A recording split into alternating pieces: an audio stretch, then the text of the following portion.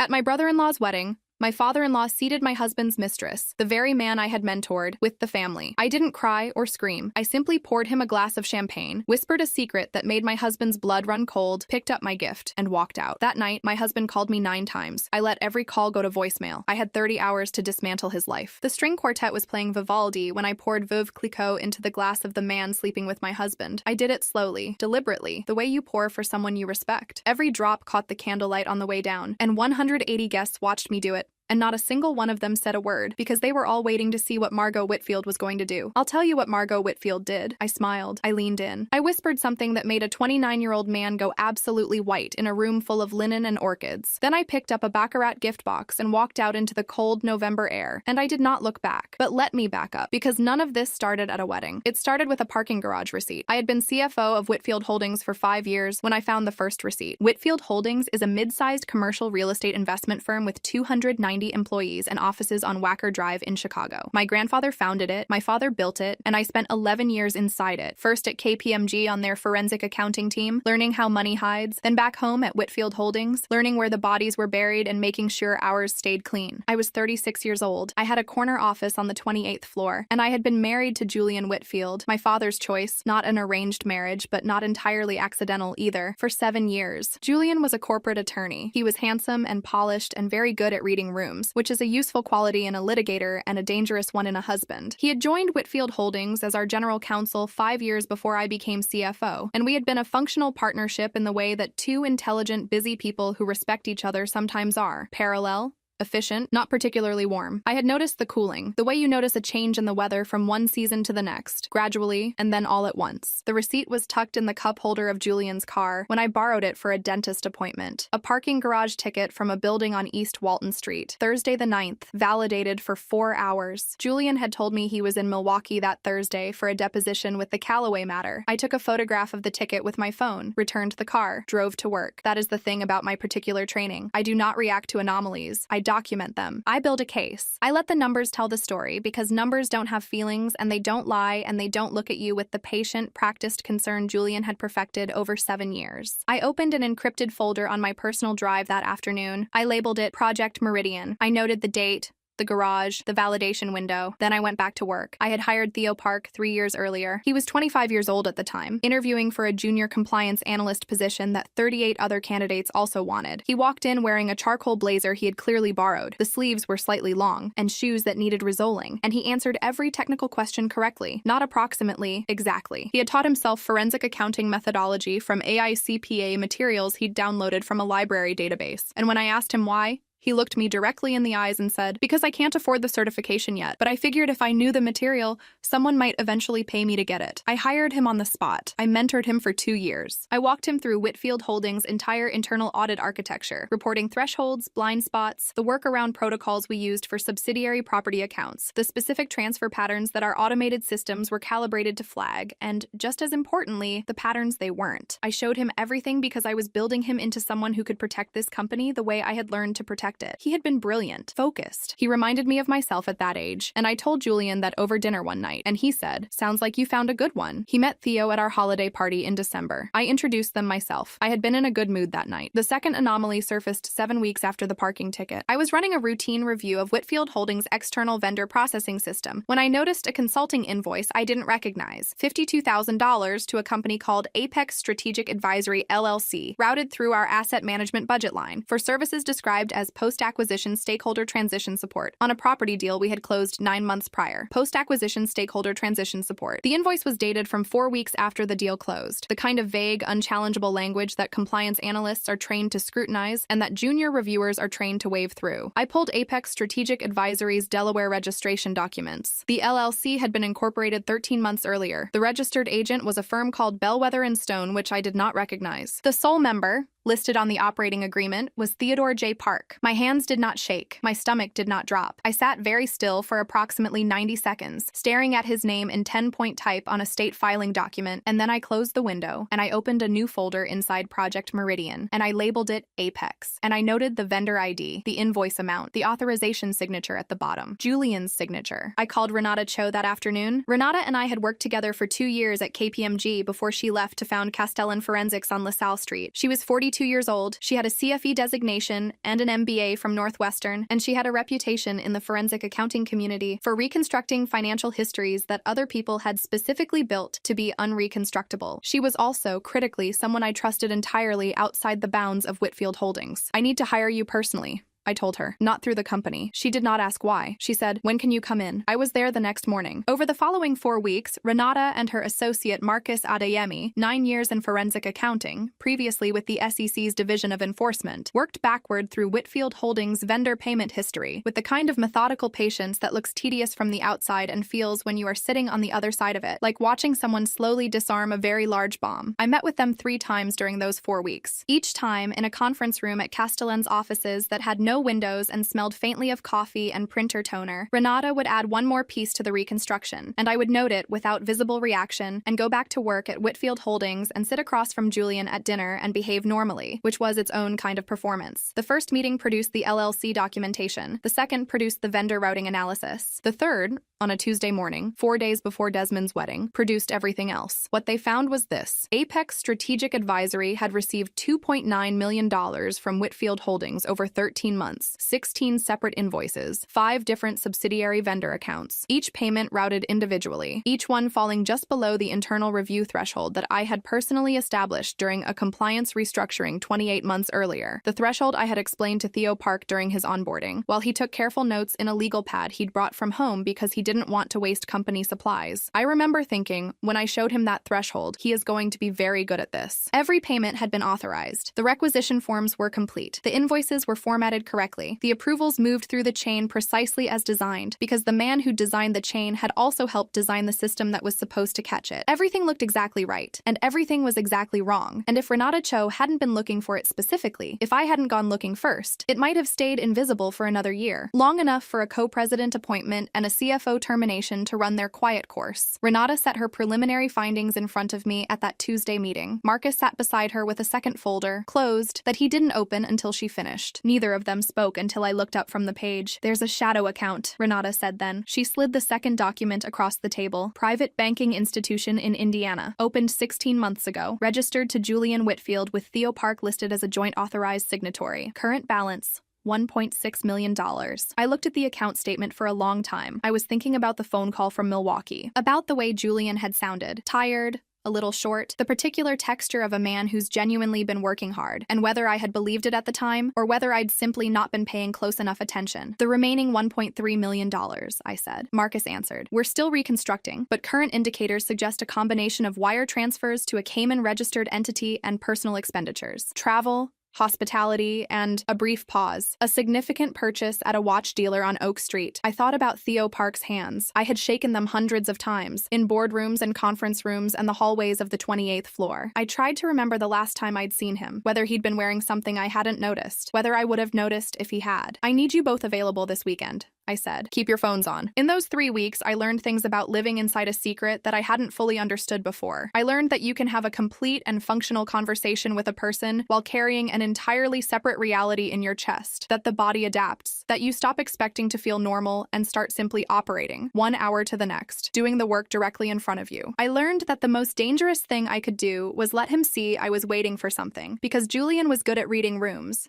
and he had been reading mine for 7 years, so I had no tells. I reviewed the Project Meridian files every morning before he was awake, and every evening after he went to sleep. It kept me focused. It kept the grief, because there was grief underneath the stillness, the particular grief of understanding that you were loved instrumentally, as a resource to be leveraged. It kept all of that below the surface, where it could be seen. What I felt in those 3 weeks, I am not going to describe in the language of betrayal. What I felt was the specific, focused stillness of a person who has understood the situation and is deciding what to do about it. I made an appointment with Patricia Solomon. Patricia is 55 years old, a partner at Solomon & Voss specializing in corporate litigation, and she has been my personal attorney since the year I became CFO. She has a corner office on Michigan Avenue and a Northwestern law degree, and she is the most deliberately, surgically ruthless woman I have ever encountered in a professional context, which is not a criticism. It is a description of her primary occupational virtue. I laid out everything I had: the parking ticket, the Apex documentation, The shadow account records, Renata Cho's reconstruction. Patricia listened without interrupting, which she almost never does, and when I finished, she was quiet for a moment. You've been sitting on this for how long? She said. 7 weeks. Julian has no idea. None. She looked at me across the desk. What are you planning to do? The board votes Monday morning, I said. My father's board. They're voting on Julian's appointment as co-president of Whitfield Holdings. She understood immediately. I watched her understand it. The timeline, the architecture, the reason the Apex operation had been run specifically over the last 13 months, the reason the authorization chain had been designed so carefully, the reason someone had been very patient about what happened next. Julian, as co-president, would have the authority to restructure the financial compliance division, beginning with a termination recommendation for the CFO, who was me. After the vote, he moves to remove you, Patricia said. And the Apex documentation, if it surfaces then, surfaces with your name already detached from the company. He needed me gone first. Patricia folded her hands on her desk. The wedding is Saturday. Yes, and you're going. I am, I said. I'm going to my brother-in-law's wedding, and I am going to smile, and I am going to do nothing that can be characterized as hostile or erratic or emotionally destabilized. I paused. Unless the situation requires otherwise. Patricia looked at me for a long moment. Then she said, keep your phone on. Desmond had chosen white orchids over peonies after 8 weeks of deliberation, and the ceremony space at the Drake Hotel looked like something out of a winter fairy tale built specifically for people who don't believe in fairy tales, but are willing to be impressed anyway. 180 guests in formal dress, marble floors, a ceiling that felt like it was meant for something more significant than what was about to happen underneath it. I sat in my assigned seat during the ceremony and watched Desmond walk down the aisle toward Naomi Reyes, who is a pediatric surgeon at Northwestern Memorial and a genuinely decent woman who looked at him like he was the most interesting thing she had ever seen. And I thought,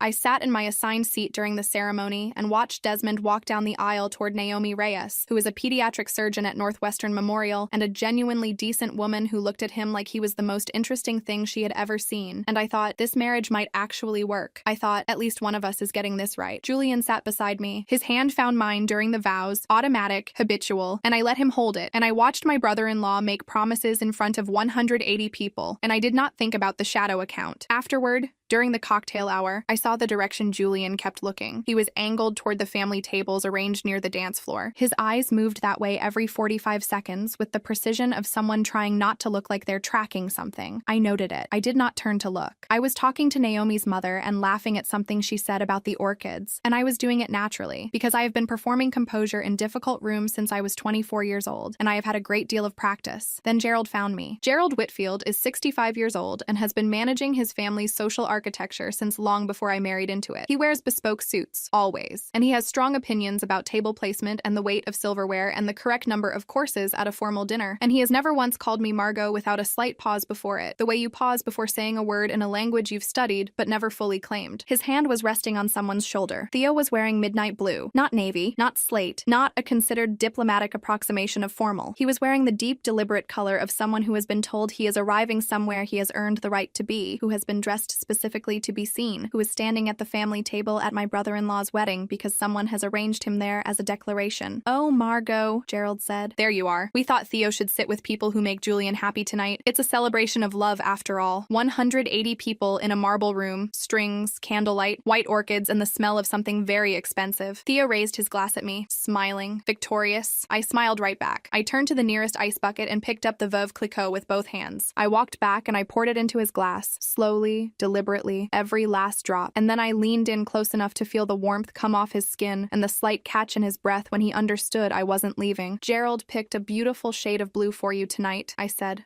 very quietly. It's a perfect match for all that red ink in the shadow account Julian opened in your name last quarter. The smirk left his face like something being switched off. Behind me, Julian stumbled backward and caught a passing waiter's tray on the way down. A full silver spread of hors d'oeuvres hit the marble floor with a sound like a starting pistol. The string quartet stopped. Every conversation in that room paused simultaneously. I did not look back. I picked up the baccarat box, a crystal decanter wrapped in silver ribbon, which I had spent 40 minutes selecting because Desmond deserved something beautiful, regardless of what else was happening. And I set it gently on the table beside the arrangement. And I walked out of the ballroom and through the lobby and out into the cold November air. My phone buzzed before the valet saw me. Patricia, please tell me you didn't kill anyone. Not yet. I said. But they know I know. 1 full second of silence. From Patricia, that is a seismic event. Margot, the board votes Monday morning. Julian's co-president appointment. If he panics tonight and gets to the servers before we do, he can alter the authorization chain on the Apex invoices. He can modify the access logs. He can use his current executive credentials to create a documentation trail that points back to you. And if the board sees that version Monday morning, you are not walking in as the victim. My hand tightened on the phone. How much time do we have? 30 hours. Get to the office right now. I got into the car. Julian called 9 times. I let every call go to voicemail. I listened to the messages in order, sitting at the head of Whitfield Holdings' main conference table, while Renata Cho's team spread documents across 30 linear feet of surface, and the city hummed 28 stories below, indifferent and bright. The first message was desperate, the practiced desperation of a man who knows he's been caught and is hoping the person who caught him still loves him enough to be strategic about it. He's just a consultant. It's not what it looked like. Please just let me explain. The third was furious. You humiliated my family in front of 180 people. My brother's wedding. Do you understand what you've done? The sixth went soft and calibrated in the way a man goes soft when he is calculating odds. Baby, I love you. I was under so much pressure with the acquisition. I made a terrible mistake. Please. The ninth made my blood go cold. My father says if you want to save this marriage and your position at the company, you need to come to brunch tomorrow and return the gift and apologize to everyone, including Theo. I held my phone for a moment. Then I forwarded it to Patricia with 3 words. Save this forever. We worked through the night. By 1 a.m., Renata had the full Apex reconstruction finalized. By 3 a.m.,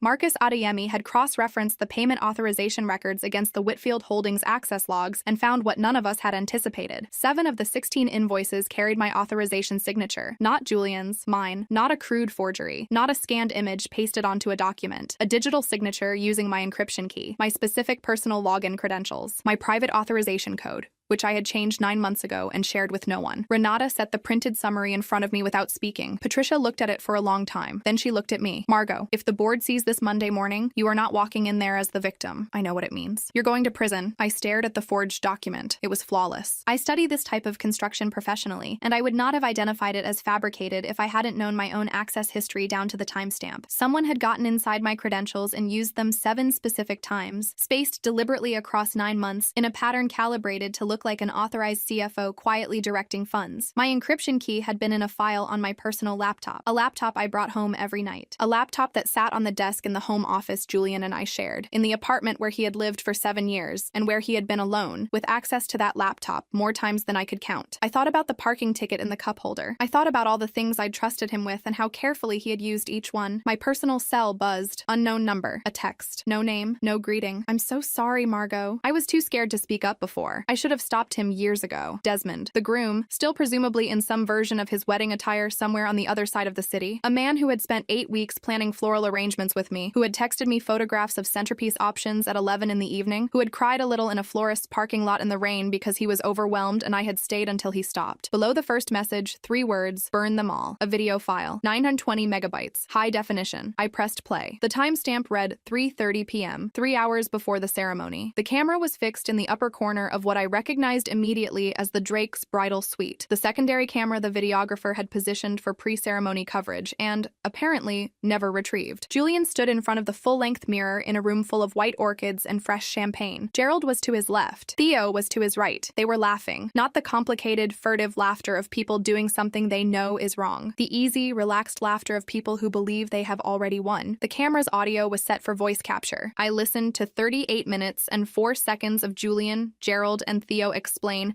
in specific and occasionally cheerful detail, exactly what they had done and exactly what they intended to do next. The credential theft. Julian had taken my laptop twice when I was traveling, once to Phoenix for a conference, once to Milwaukee for a deposition pre-meeting, and accessed my encryption key from the drive directory where I kept it backed up. He had noted the key, photographed the authorization code, and replaced everything exactly as he'd found it. He had moved methodically over 9 months, making 7 appearances under my credentials on invoices he'd already approved under his own name, building a documentation trail that would survive scrutiny as long as the investigator didn't have access to the full access log, the board vote, the plan to use the co-president appointment to restructure the compliance division. Julian on camera explaining that the termination recommendation for the CFO would need to land within 60 days of the vote, long enough to look organic. short enough to ensure I couldn't rebuild what he'd dismantled. Gerald, near the end, adjusting his cufflinks and saying with genuine satisfaction, "Margot has always confused competence for safety. Competent people can be removed. She just never thought anyone she loved would be the one to do it." I watched the final 30 seconds 3 times. Then I put my phone face down on the conference table and looked at Patricia. "What do we need?" I said. What we needed was the rest of the night. Patricia's 2 junior associates, Owen Reyes and Bridget Kearns, arrived at the Whitfield Holdings conference room at 5 a.m. with laptops and a portable server for evidence preservation. By 7 a.m., the complete Castellan forensics reconstruction, all 16 invoices, the shadow account documentation, the forged authorization chain, and the credential access logs had been formally compiled and submitted to the SEC's Division of Enforcement, with a notification copy routed to the FBI's Financial Crimes Unit at the Chicago field office. By 9 a.m., Patricia had filed for an emergency injunction in the Northern District of Illinois, temporarily restraining Julian Whitfield from exercising executive authority at Whitfield Holdings pending review of the evidence package. By 10:30 a.m., she filed a second motion, an emergency petition requesting postponement of the Monday co-president vote pending an independent forensic audit. I called my father at 6 a.m. I had not told him everything, only that I needed him to trust me for one more day, and there was a silence on the line that lasted 4 seconds, and he said, "I always have." He received a call from the board chairman at 11 a.m. He called me back at 11:15. "The vote has been suspended," he said. His voice was very quiet. "Margot, what did he do?" I told him. All of it. The ticket, the LLC, the shadow account, the forged credentials, the video from the bridal suite. My father listened without interrupting, which is unusual for him, and when I finished, there was a silence. "Your mother's brooch," he said finally. I touched the pin at my collar. He had seen a photograph circulated on social media, the wife standing perfectly still in a marble room while everything around her detonated, and he had recognized it. "I needed it," I said. "I know," my father said. "Come home." Sunday afternoon at our apartment on Lakeshore Drive. He called Patricia, not me. Patricia told me later he had been very calm. "The way people are calm," she said, "when they believe there's still a move to make." There wasn't. Special Agent David Ferreira, 11 years in the FBI's Financial Crimes Unit, was assigned to the investigation. He moved quickly. The Castellan documentation and the SEC submission provided sufficient probable cause for a formal investigation within 72 hours of filing. Renata Cho's team had been meticulous. The records were clean and comprehensive, and Agent Ferreira, who called Patricia 3 days after the submission with a follow-up question, referred to the bridal suite footage as among the most comprehensive self-documentation of financial conspiracy I have encountered in 11 years of this work. What he meant was that Julian, Gerald, and Theo had spent 38 minutes and 4 seconds on camera narrating their own evidence. Prosecutors spend careers trying to establish intent. Julian handed it to a federal investigator for free. Gerald had been right about one thing. I had always confused competence for safety. I was not going to do that anymore. The Monday board meeting convened without the co-president vote on the agenda. In its place was an emergency session regarding the suspension of a board-designated executive and the commissioning of an independent forensic audit of all Apex-related transactions. I sat at that table as CFO, and I presented the Castellan forensics findings myself. 16 invoices, 5 subsidiary accounts, 13 months, $2,900,000, and a shadow account in Indiana and a Cayman entity that was still being traced. My father sat at the head of the table. He did not speak during the presentation. He watched me, and when I finished, he nodded once, and the board voted unanimously to approve the audit and to authorize full legal recovery of the diverted funds. Theo Park resigned from Whitfield Holdings that afternoon via email, with an attached letter from an attorney asserting that he had acted under duress without full understanding of the legal implications. I forwarded it to Agent Ferreira without comment. Julian was indicted on 4 counts of wire fraud and 2 counts of securities fraud 9 weeks later. His attorney negotiated aggressively. The case is currently in pretrial. The Castellan reconstruction and the bridal suite footage are not ambiguous, and Patricia is not a woman who accepts settlements that don't include full restitution. Securities fraud 9 weeks later. His attorney negotiated aggressively. The case is currently in pretrial. The Castellan reconstruction and the bridal suite footage are not ambiguous, and Patricia is not a woman who accepts settlements that don't include full restitution. Theo Park entered a deferred prosecution agreement in exchange for testimony and full cooperation. The $1.6 million in the shadow account was frozen pending forfeiture proceedings. The watch dealer on Oak Street confirmed the purchase. A vintage chronograph, $76,000, paid in cash. I have not attempted to contact Gerald. Desmond Whitfield sent me a card 7 weeks after the wedding. No return address. Just an ivory envelope with his handwriting inside, in blue ink, on a blank card. "You raised me to tell the truth, even when nobody else in this family did. I'm sorry it took this long. It is on my desk now, framed, beside a photograph of my parents from 1989 and a small dish that holds my mother's brooch when I'm not wearing it. I wear it most days. 9 voicemails. I still have them all. Patricia kept copies for the federal record, and I kept a set of my own. And sometimes, on the days when I need to remember exactly what I am capable of surviving, I play the 9th one, the one about brunch and returning the gift and apologizing to everyone including Theo, and I sit with it for a moment. Then I go back to work. The Baccarat decanter stayed in my closet until Christmas. I brought it out at my father's holiday dinner and set it on the sideboard, and he poured 12-year scotch into it without being asked, and we sat by the fire, and neither of us said anything about any of it. There was nothing left to say. The red ink in the shadow account has been accounted for, down to the last cent. That's all it ever was. A numbers problem. And I am very good at those.